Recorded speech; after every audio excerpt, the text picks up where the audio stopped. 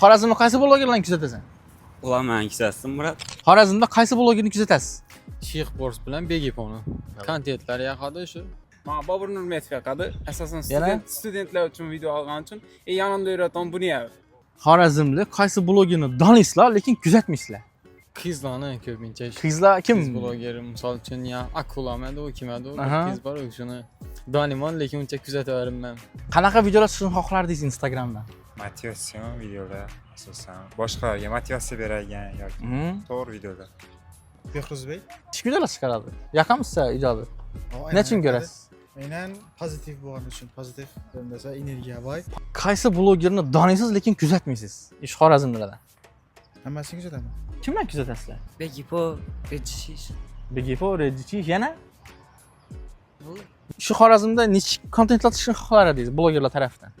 Yosh avlodda o'rnak bo'lgan videolar. Shu foydali videolar Shuni xohlardingiz. Hozir chiqib turibmi shunday videolar? menimcha yo'q. Qaysi blogerlarni kuzatasiz Xorazmda? Bobur Nurmetov. Bobur Nurmetov yana? Bobur. Bir shumi?